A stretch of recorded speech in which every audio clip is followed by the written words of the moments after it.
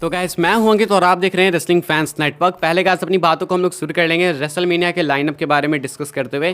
तो recently Dave Melzer की तरफ से एक स्टेटमेंट निकल के सामने आई है कि डब्ल्यूडब्ल्यूई काफ़ी सारे ट्विस्ट एंड टर्न्स कर रही है एंड जो लाइनअप है वो रिसेंटली में चेंज करी है डब्ल्यूडब्ल्यूई ने रेसलमेनिया के मैचेस की। नाइट 1 का जो ओपनिंग मैच है मालूम है हम लोगों को, John Cena versus Austin theory. Night 2 का मेन इवेंट मालूम है, Roman Reigns versus Cody Rhodes. Even अब तो नाइट 1 का भी मेन इवेंट मालूम चल चुका है। लेकिन गाइस अभी डब्ल्यूडब्ल्यूई ने रिसेंटली में लाइनअप चेंज करी है बीच के मैचेस की, कि बीच में कौन कौन से मैचेस कहाँ पे होंगे। अब लाइनअप एक बहुत इंपॉर्टेंट एंड कंपलसरी चीज़ है एक परफेक्ट शो बुक करने के लिए। अगर मैं शुरुआत में बोरिंग मैचेस डाल दूँ, एंड में अच्छे डालूँ, तो वो शो अनबैलेंस्ड हो जाएगा। या फिर शुरुआत में अच्छे डालूँ, एंड में बोरिंग डाल दूँ, तो फिर तो भाई क्या ही रद्दी होगी शो की, आप समझ लो। तो इसीलिए बैलेंस करके चीज़ों को चलना पड़ता है, मेंटेन करना पड़ता है। तो डब्ल्यूडब्ल्यूई उसी को मेंटेन करने के लिए रिसेंटली में लाइनअप वगैरह चेंज कर रही थी, ये कुछ कह रहे हैं डेव मेल्जर। अब देखते हैं भाई ये लाइनअप डब्ल्यूडब्ल्यूई ने अंत में अभी कैसा बनाया है। आई रियली होप कि अच्छा हो, स्पेशली ट्रिपल एच कंट्रोल के अंदर है तो शो बोरिंग तो नहीं होगा। वैसे भी रेसलमेनिया का कार्ड अच्छा है, तो आई होप कि शो एक बैंगर शो होगा एंड एंटरटेनिंग शो होगा। वैसे भी शो ऑफ शोज है तो वो थीम ही अलग होती है, तो बोरिंग होने का तो नामो निशान भी नहीं है। आगे बढ़ते हैं, रेसलमेनिया के स्टेज की बात करते हैं। स्टेज को लेकर ऑलरेडी काफ़ी बात कर चुके हैं वैसे हम लोग। काफ़ी सारी कंस्ट्रक्शन साइट से आई हुई फोटो मैंने आपको दिखाई है, आगे भी दिखाऊंगा। लेकिन अभी एक रूमर्ड अपडेट निकल के सामने आ रही है कि स्टेज रिवील कब होगा, इसको लेकर डेट क्या है। ये रूमर्ड अपडेट है मैं कह रहा हूँ, क्योंकि ये कोई खासा ऐसे बहुत तगड़े वाले रिलायबल सोर्स की तरफ से नहीं आई है। जो भी है मैं आपको बताता हूँ। तो कहना है अपडेट का कि थर्सडे को अमेरिका के हिसाब से 8 PM ईस्टर इस टाइम पे डब्ल्यूडब्ल्यूई स्टेज रिवील करेगी अपने यूट्यूब चैनल वगैरह पे, सोशल मीडिया प्लेटफॉर्म पे। यानी इंडिया के हिसाब से ये आ जाएगी 31 मार्च की डेट, एंड ये हो जाएगा फ्राइडे का कौन सा कितने बजे, सुबह 5:30 बजे। ये कुछ टाइम होगा इंडिया के हिसाब से। लेकिन जहाँ तक मुझे याद है कि डब्ल्यूडब्ल्यूई ने लास्ट कुछ टाइम में स्टेजेस वगैरह रिवील किए हैं इंडिया के टाइम के हिसाब से 10 या 11 बजे सुबह में, तो उस हिसाब से ही करेंगे मेरे हिसाब से तो। लेकिन फिर भी भाई जब भी होगा मालूम चल जाएगा आपको, डब्ल्यूडब्ल्यूई खुद से ही पोस्ट कर देगी। बाकी मैं वीडियोज़ में फिर आपको दिखाई दूंगा। एंड ऑल्सो इससे पहले भी फोटोज़ आ जाएगी कंस्ट्रक्शन साइट से, तो वहाँ पे मालूम चल ही जाएगा कि स्टेज ऐसे फाइनल दिख कैसा रहा है। तो ये कुछ अपडेट है भाई। आगे बढ़ते हैं, बात करते हैं विमेंस डिवीज़न की। करेंटली विमेंस डिवीज़न काफ़ी सारे ऐसे अजीब से कंट्रोवर्सीज़ में घिरा हुआ है। ये चीज़ें शुरू हुई बेला ट्विंस से। बेला ट्विंस ने जब चालू किया इसको क्रिटिसाइज़ करना, इसके बाद रिसेंटली इंस्टाग्राम पोस्ट आई थी रोंडा राउजी की तरफ से, जहाँ पे कि वो काफ़ी क्रिटिसाइज़ करती हैं इस चीज़ को। एंड अब काफ़ी सारे लोग इस चीज़ को क्रिटिसाइज़ कर रहे हैं रेसलमेनिया के कार्ड एंड बुकिंग को देख के। रेसलमेनिया में विमेंस का अगर आप मैच देख लो, अगर आप देख लो टैग टीम मैचेस 2 हैं, या फिर आप देख लो रॉ विमेंस चैंपियनशिप या फिर स्मैकडाउन विमेंस चैंपियनशिप का मैच, तो दोनों मैचेस ही गाइस कहीं ना कहीं पुअरली बुक्ड हैं, ये कहना है लोगों का। एंड मैं डिसएग्री भी नहीं करूँगा। तो यहाँ पे कंसर्न ये है कि आखिर ये विमेंस डिवीजन के साथ ही क्यों हो रहा है, विमेंस डिवीजन में क्रिएटिव नज़र क्यों नहीं डाल रही है ढंग से।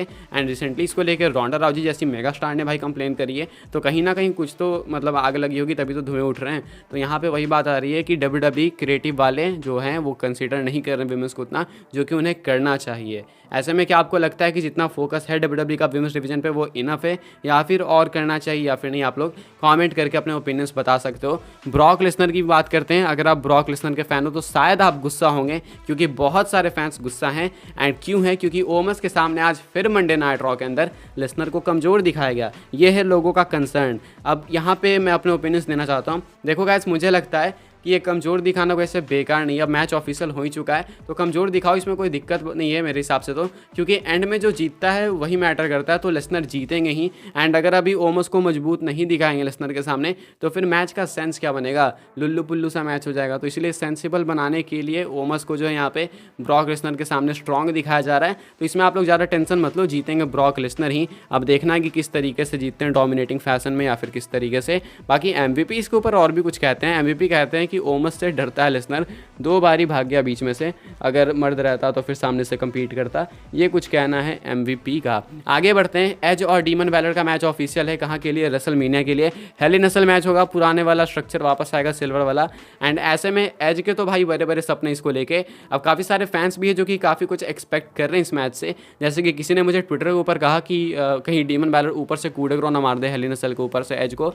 तो लोगों के अपने अपने सपने भाई, ख्वाहिश हैं।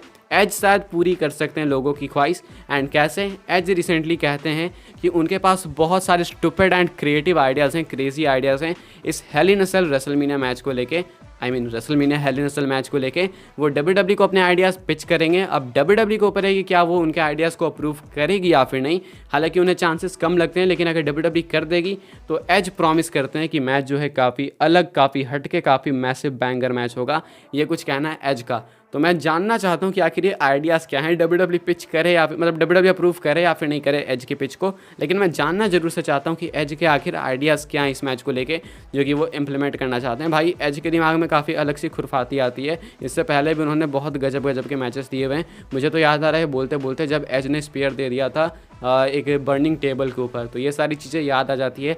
एज काफ़ी कुछ करने को कैपेबल हैं, देखते हैं डब्ल्यूडब्ल्यू अप्रूव करती है या फिर नहीं। आगे बढ़ते हैं, बात करते हैं अपनी आखिरी स्टोरी के बारे में। एंड मुझे मालूम है कि आप सब इसका ही वेट कर रहे थे, जॉन मॉक्सली की बात कर रहे हैं, डीन एम्ब्रोस की। अभी रिसेंटली जॉन मॉक्सली की तरफ से ऐसी स्टेटमेंट आई है जिसको सुनने के बाद डब्ल्यूडब्ल्यू फैंस तो भाई खुश हो चुके हैं, लेकिन एईडब्ल्यू वाले कुछ अलग ही तरीके से रिएक्ट कर रहे हैं। अब ये क्या है वो मैं आपको बताता हूँ। रिसेंटली अपनी वाइफ रेने यंग के पॉडकास्ट के ऊपर आते हैं जॉन मॉक्सली, एंड यहाँ पे एईडब्ल्यू को बिल्कुल रोस्ट कर दिया, क्रिटिसाइज कर दिया।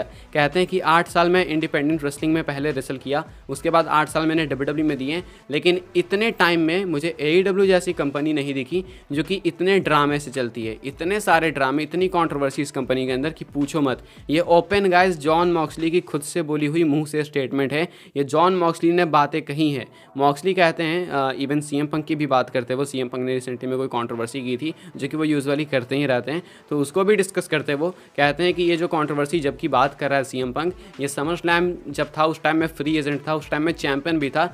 मेरी मन करती भाई, मेरी मर्जी होती तो फिर तो मैं डब्ल्यूडब्ल्यू के अंदर जाता। ये कह रहे हैं जॉन मॉक्सली कि उन्हें डब्ल्यूडब्ल्यू में आ जाना था टाइटल लेके। तो ये बहुत बड़ी स्टेटमेंट है कि लास्ट ईयर समर स्लैम में वो डब्ल्यूडब्ल्यू में भी आ सकते थे एडब्ल्यू की टाइटल लेके। अब ये स्टेटमेंट अभी आ रही है। साइकोलॉजिकली इसका मतलब यही होता है कि कहीं ना कहीं दिमाग के अंदर मॉक्सली का ये चीज़ है कि ये कौन सी कंपनी यार, ससुराल जैसी, यहाँ पे हमेशा यही कंट्रोवर्सी चल रही है, यहाँ पे ड्रामे हो रहे हैं, यही सभी चक्कर चल रहा है। तो यही मॉक्सली काफ़ी अपसेट है इस चीज़ को लेके, एंड इससे मालूम चलता है कि जो उनके डोर्स है वो डब्ल्यूडब्ल्यू के लिए वाइड ओपन है, अब मॉक्सली की साइड से खुद से। लेकिन बात है कि अब तो कॉन्ट्रैक्ट एक्सटेंड कर लिया इन्होंने, शायद 5 साल का किया, तो अब तो वो वेट करना पड़ेगा एंड होने का। पता नहीं उसमें कोई क्लॉज वगैरह है कि नहीं है, लेकिन मॉक्सली भाई काफ़ी इंटरेस्टेड हैं इस चीज़ को लेके। बातों से पता चल गया कि वो डब्ल्यूडब्ल्यू में आना चाहते हैं, एंड ये समय जल्दी आ जाए, रियली होप। बाकी रेसलमेनिया के टाइम पे ऐसी चीज़ें होती हैं भाई, ऐसे ट्विस्ट वगैरह आते हैं तो पेपर भी और हाइप हो जाता है। क्या कहना है आपके, कमेंट करके बताओ। पसंद आई आपको वीडियो तो लाइक करें, शेयर करें, सब्सक्राइब करें, चैनल को फॉलो कर सकते हैं मुझे इंस्टाग्राम एंड ट्विटर पे, दोनों के लिंक है डिस्क्रिप्शन में।